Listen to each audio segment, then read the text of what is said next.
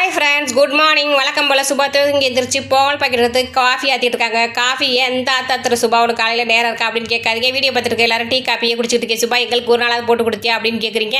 உங்களுக்காக தாங்க அந்த காப்பியை சூடாக இருக்குன்னு ஆற்றி கொடுக்குறேன். அதனால் நீங்கள் வீடியோ பார்த்துட்டு இருக்க எல்லாரும் இந்த காஃபி எடுத்துக்கங்க, ஓகேவா?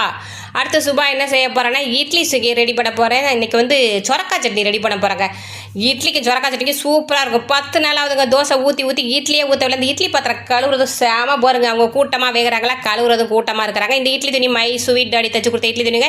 இட்லி பாத்திரத்துக்குள்ளே தண்ணிக்குள்ளேயே 3 முட்டையை போட்டாங்க. பையனுக்கு எனக்கு வச்சுக்கலாம். பெரிய பையன் வெளில போயிட்டான், சின்ன பையனும் நானும் தான். அதனால் பெரிய பையனுக்கு சாப்பாடு வெளியிலேயே, அதனால் சின்ன பையனுக்கு மட்டும் கட்டி கொடுத்துட்டோம். மிச்சம் மீதி இருக்கிறதெல்லாம் சுபா சாப்பிட்டு ரெஸ்ட் எடுக்க மாட்டாங்க. ஏன்னு கேட்டால் இன்றைக்கி என் ஃப்ரெண்டை பார்க்க போனேன். என் ஃப்ரெண்டோட தங்கச்சி வளகாப்பு போட்டு ஊர்லேருந்து வந்திருக்காங்க. அதனால் அவங்கள பார்க்கறதுக்கு போகணும். இந்த வேலையெல்லாம் முடிச்சு துணியை மிஷினில் போட்டு மாடியில் காய போட்டு அதுக்கப்புறம் சுபா வெயில் மழைன்னு பார்க்காம ஃப்ரெண்டை பார்க்க கிளம்பிடுவா.